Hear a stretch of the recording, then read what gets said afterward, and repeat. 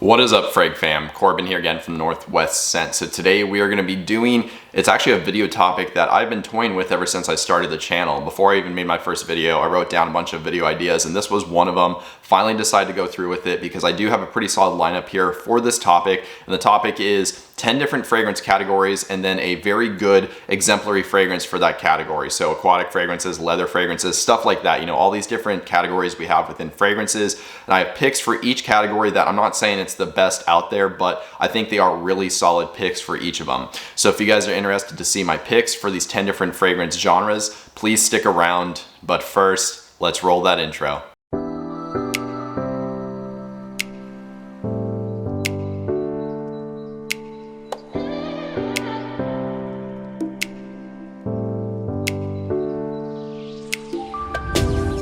All right, guys, welcome back from the intro. And like I already said, we are going to be talking about 10 different fragrance categories, genres, styles, however you want to word it, and then a single fragrance pick for each of those categories, and really solid picks in my opinion. Also, before we get into the list, I can already see that there is a little bit of reflection here with the ring light on my glasses. I do apologize for that. Hopefully it's not too distracting, but we're going to get onto this list now. Let's jump into the first fragrance.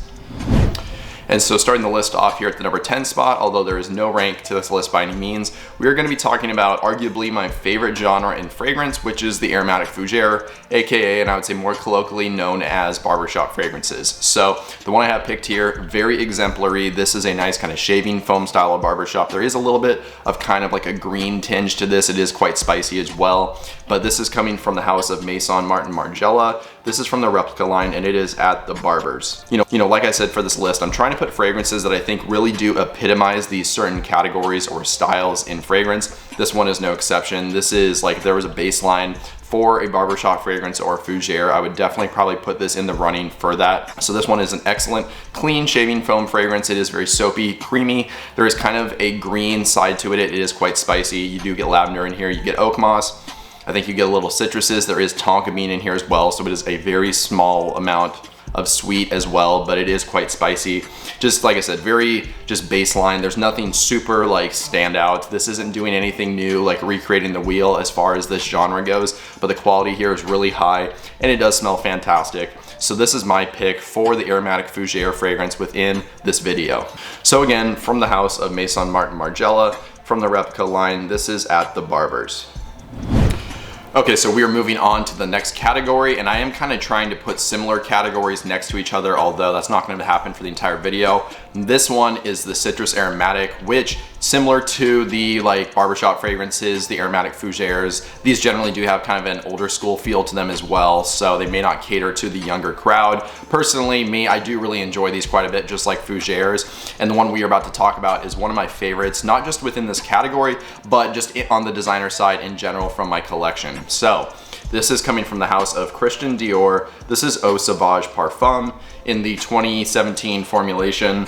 Haven't tried the 2012, unfortunately, but this one is such a fantastic fragrance. I really do like it a lot. So as a citrus aromatic, it should be, of course, aromatic. Sometimes you'll see lavender, sometimes you'll see a lot of green notes, whether it's like woods or herbs, but you'll also get a lot of citruses. This one, there is citron in here. I think there's bergamot as well.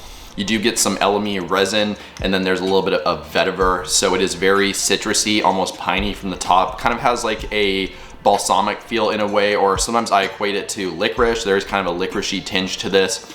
As it dries down, the citruses actually, at least to me, do become a little bit more prominent. Believe it or not, they do not die off. And then you do have that beautiful kind of grassy vetiver underneath everything.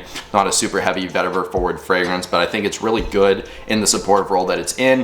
This is a fantastic fragrance. I will say again, yes, this one does have a little bit more of a vintage feel, but not as much so as the original Eau Sauvage, the Eau de Toilette. I think this is kind of a good modern rendition with beast mode performance as well. So again, this is my pick for the citrus aromatic category, and that is from Dior, again called Eau Sauvage Parfum. Okay, so the next category we are going to be talking about is the Chypre, which again kind of has a vintage feel to it, just like the aromatic fougères and the citrus aromatics. The Chypre generally does have a woody component, a bright citrusy component, but also it's very mossy and sometimes earthy as well. And of course you can get lots of other different things thrown in there as well, but that's kind of like the base DNA.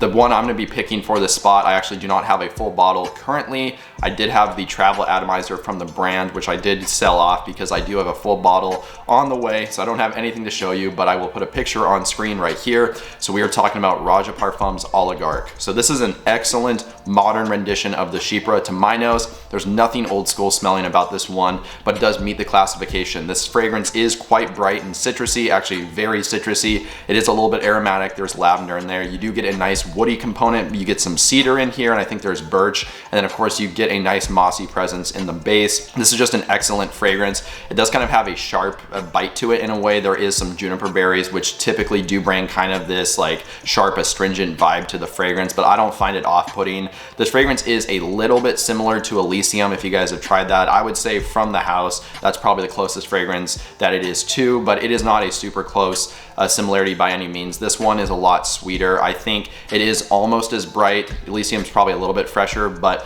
just a fantastic fragrance. Again, if you guys are looking for a Chypre, but something that is quite modern, nothing super old school smelling, definitely check out Raja Parfum's Oligarch.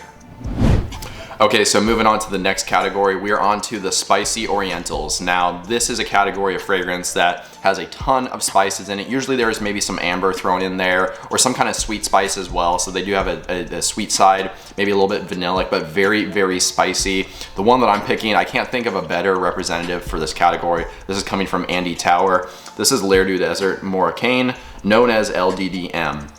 Very popular.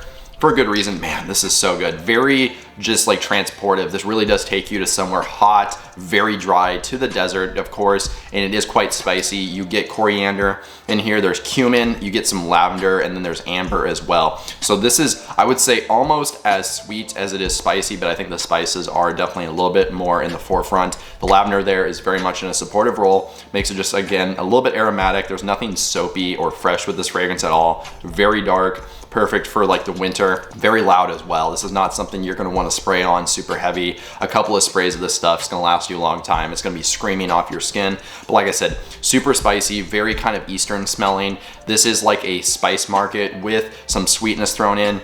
Just super fantastic. Like I said, I could not think of a better representation for this particular category than this fragrance. So if you guys are after a spicy Oriental fragrance, you should check out LDDM from Andy Tower as your first pick. Okay, so moving right along, the next category, which is I believe category number 5, this is the woody Orientals. So similar to the spicy Orientals, these do have very much an Eastern feel to them. Although of course, as the name says, there's much more of an emphasis on the woody notes, and you can get a wide range of woodies. You do see oud used in this category quite a bit. And in fact, the fragrance we're gonna be talking about utilizes a very realistic oud note. So this is coming from the house of Diptyque. This is Oud Palau in the Eau de Parfum concentration. Oh man, this is beautiful. So like I said, you do get oud in here. There's a Laotian oud, and I believe they are using actual real oud here. It smells so realistic. There is a little bit of a skank to this, but not like poopy or anything like that. It is definitely wearable, at least for my taste. I do find this one quite wearable, but again, very authentic with that dirtiness mixed in there. Very woody, of course. There is a little bit of sandalwood in here.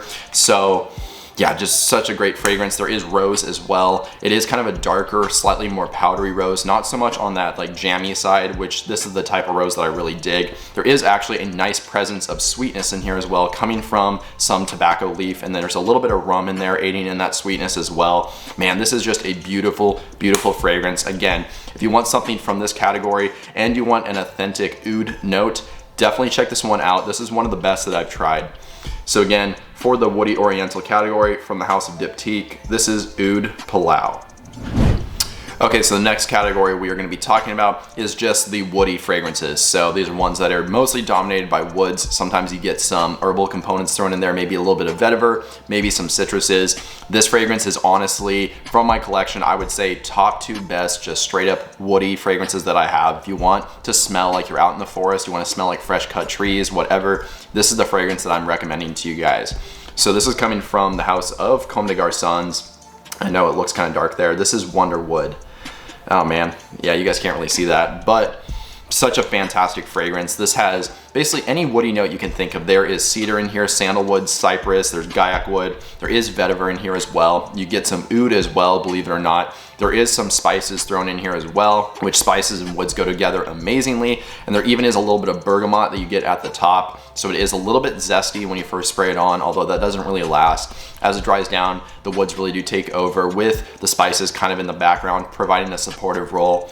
I would say the emphasis here in particular is on the cedar to my nose and the cypress. It is very green, coniferous smelling, but all those other woods do play a role in giving you this well-rounded composition of woods. And like I said, if you want to smell like fresh cut trees, whatever, smell like you're out in a pine forest, definitely check this one out. It is quite wearable because I do think that the smell of wood is very pleasant. It is kind of mature, but this one is extremely well done and very natural smelling. So this is one of my top picks from this house. If you guys are looking for a fragrance to get your toes kind of wet in the house of Comme des Garçons, or if you're just, again, looking for a really good woody dominated fragrance, you gotta check this one out. Again, from Comme des Garçons, this is Wonder Wood.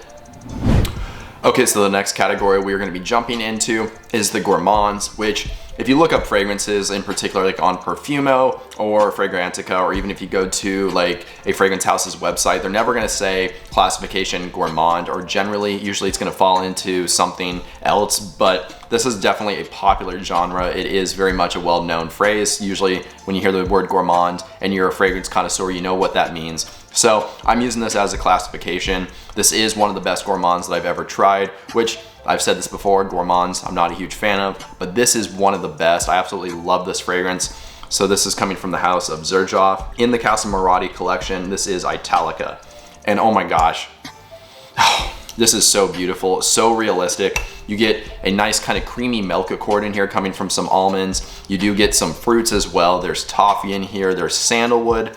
I think you get probably some vanilla. So this is an amazing gourmand. It is mostly creamy and sweet, kind of has this like caramely, spicy smell to it coming from that toffee. And it is a little bit, like I said, a little bit spicy. Just a great gourmand. This really does smell like some kind of high-end dessert. Definitely one you guys should check out if you're into gourmands. And even if you're not, this is one that I recommend you try because this maybe could sway you a little bit more towards loving gourmands like it has done for me. So definitely my recommendation for the gourmand classification. Again, from the house of Xerjoff, this is Italica. Okay, so we have 3 categories left, and the one we are currently about to talk about is leather fragrances. So if we were talking about my favorite leather fragrance, I would put Memo Paris's African Leather here. Amazing, very leather dominant. You get some amazing sweet spices in that one as well, even a little bit of oud, but I don't think that that one does leather quite as much justice as this one. If you're looking for a true, authentic, heavy, almost dirty leather note, you need to check out this one. From the house of Tom Ford, this is Tuscan Leather Intense. Yeah, Tom Ford does leathers amazingly. I will say this one, to my nose, is a tad smoother than the original Tuscan Leather. I would say equally as Beast Mode, but it just seemed to have been rounded out just a little bit more. You get leather in here, there's suede as well. It is very much like a heavy, dirty leather, almost like a used saddle rather than new car leather. So it is kind of worn smelling. There is some nice fruitiness coming from raspberry, which really aids in the wearability of this. There is some saffron as well, being a little bit sweet, but also a little bit spicy. There are animal notes in here as well, which there definitely is a very slight animalic touch to this. And I think that just kind of helps with that leather note being a little bit more rustic feeling. But this is literally just like, if you want to smell like straight up leather, check this one out. That's why, again, I'm putting it here on this list. These are the fragrances that I think do exemplify these categories really well. And like I said, for an authentic leather note, this one right here is one of the best. So again, from the house of Tom Ford, this is Tuscan Leather Intense.